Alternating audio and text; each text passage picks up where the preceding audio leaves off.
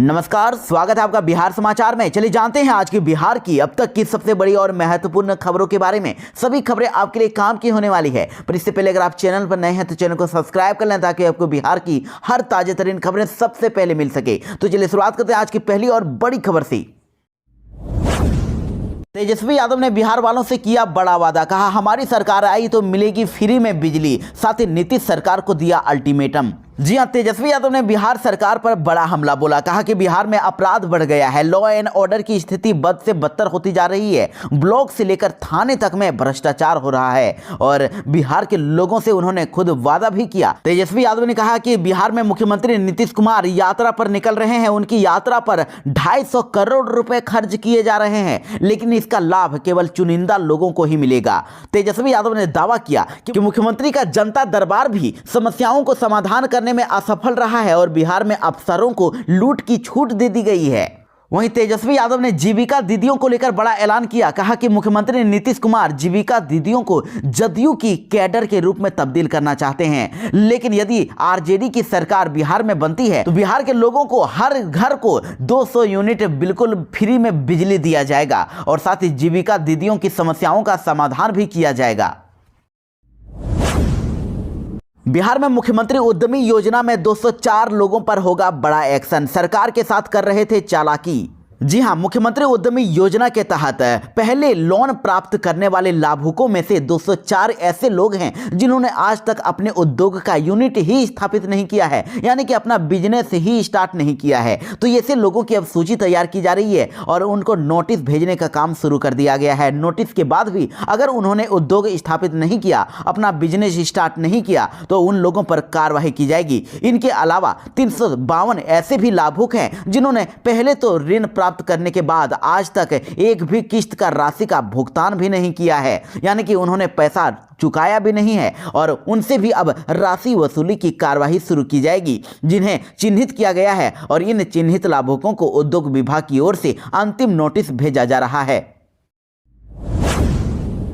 बिहार में सभी सरकारी भूमि की खोज हुई शुरू, 15 दिसंबर तक डीएम को देना होगा रिपोर्ट। जी हां, देखिए बिहार में भूमि सर्वेक्षण का काम चल रहा है और रैयतों को यानी कि जमीन मालिकों के साथ साथ सरकार भी सभी सरकारी भूमि की खोज में अब जुट गई है। राजस्व एवं भूमि सुधार विभाग की तरफ से इस संबंध में सभी समाहर्ता को अब यानी कि डीएम को आवश्यक निर्देश दे दिए गए हैं। विभाग ने सभी जिलों के डीएम से 15 दिसंबर तक ही सरकारी भूमि का सत्यापन करके रिपोर्ट देने के लिए कहा गया है, यानी कि बिहार में जितने भी सरकारी जमीन है उसका सारा रिपोर्ट राजस्व विभाग को देना होगा।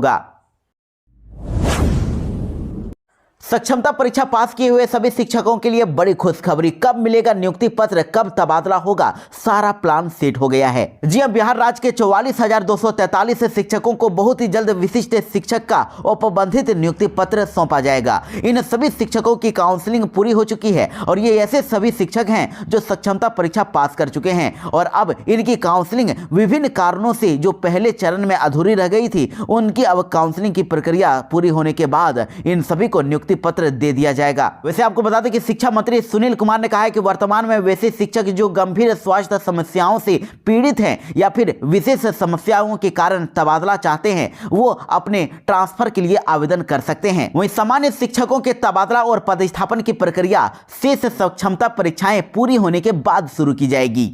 अभी सक्षमता परीक्षा 2 का रिजल्ट जारी किया गया है और टोटल 5 सक्षमता परीक्षाएं लेने का निर्णय लिया गया है। मंत्री ने यह भी कहा कि जिन शिक्षकों के वेतन में कटौती की गई है वे जांच के लिए अपना आवेदन फिर से दे सकते हैं।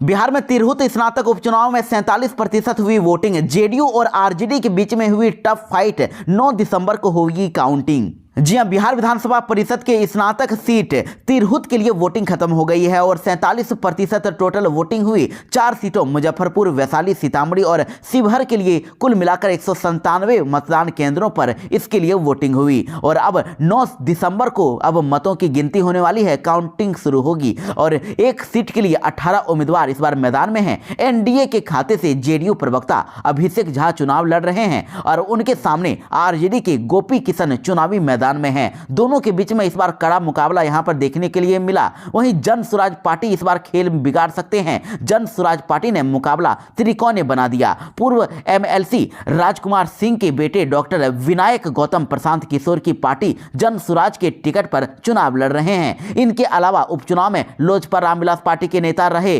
राकेश रोशन भी मैदान में हैं। हालांकि किसकी यहां पर जीत होती है ये तो अब चुनाव के रिजल्ट के बाद ही पता चलेगा। बीपीएससी 17वीं परीक्षा में नहीं लागू होगा नॉर्मलाइजेशन। सचिव ने कहा कि कुछ लोग आयोग को बदनाम कर रहे हैं। 4,80,000 कैंडिडेट इस बार परीक्षा देंगे। जी हां, बिहार लोक सेवा आयोग की ओर से 17वीं सिविल सेवा परीक्षा में नॉर्मलाइजेशन लागू नहीं होगा। नॉर्मलाइजेशन के खिलाफ आज पटना में बीपीएससी ऑफिस के बाहर बड़े प्रदर्शन की तैयारी है और परीक्षा से पहले ही नॉर्मलाइजेशन को लेकर विरोध भी होना शुरू हो गया था। वहीं बीपीएससी के सचिव सत्य प्रकाश शर्मा ने अब ये जानकारी दी है कि नॉर्मलाइजेशन अब लागू नहीं होगा और इसको लेकर अफवाहें उड़ाई जा रही है। आयोग को बदनाम करने की कोशिश की जा रही है।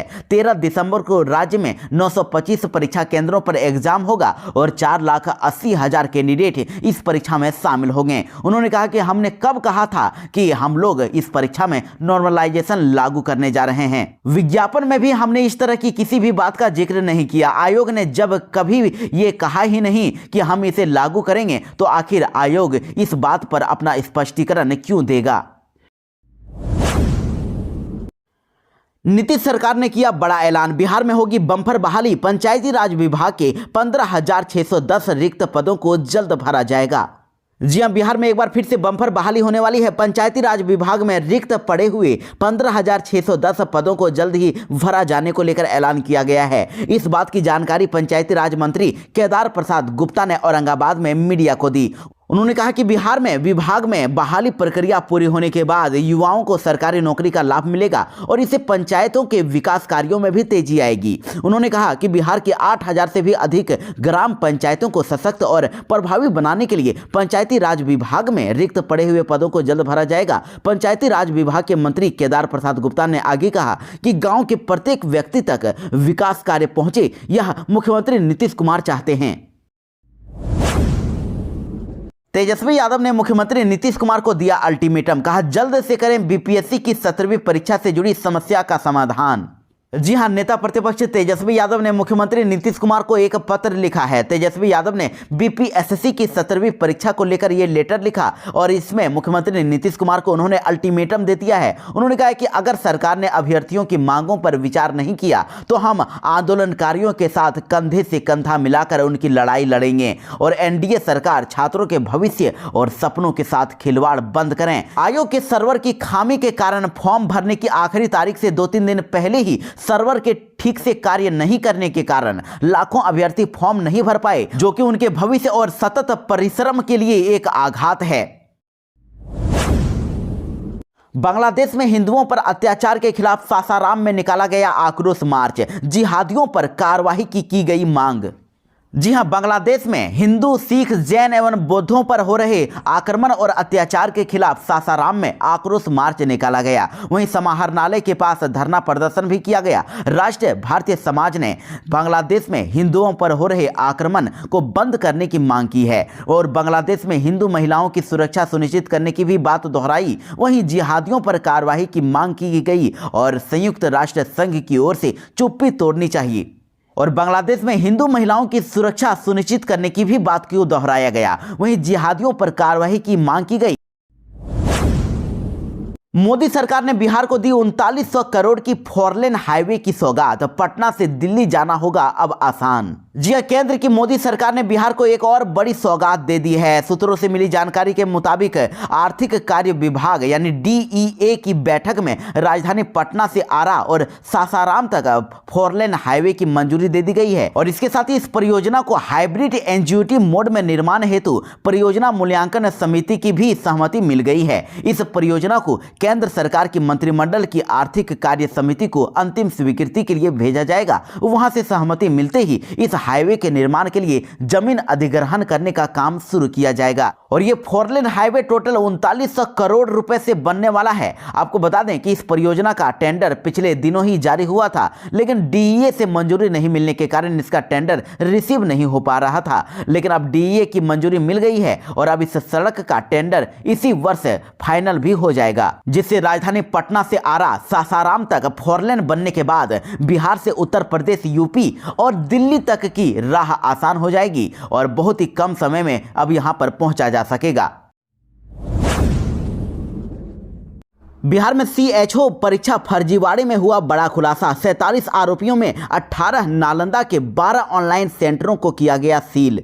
जी हां, सीएचओ बहाली परीक्षा मामले में ईओयू के द्वारा बड़ी कार्रवाई की गई। 12 ऑनलाइन परीक्षा केंद्रों को सील कर दिया गया है और खगोल, दानापुर, पटना सिटी और न्यू बाईपास इलाके के केंद्रों पर छापेमारी हुई, जहां से परीक्षा माफिया, सेंटर संचालक, परीक्षा नियंत्रक और केंद्र अधीक्षक को भी गिरफ्तार किया गया है। वहीं अभ्यर्थी समेत टोटल 36 लोगों को अभी तक गिरफ्तार किया गया, सभी को जेल भेज दिया गया है और 11 अन्य भी आरोपी बनाए गए हैं। 47 आरोपियों में से 18 नालंदा जिले के हैं और 10 पटना जिले से हैं। अन्य बेगूसराय, भागलपुर, सहरसा, सिवान, सारण, भोजपुर, नवादा और वैशाली जिलों के हैं।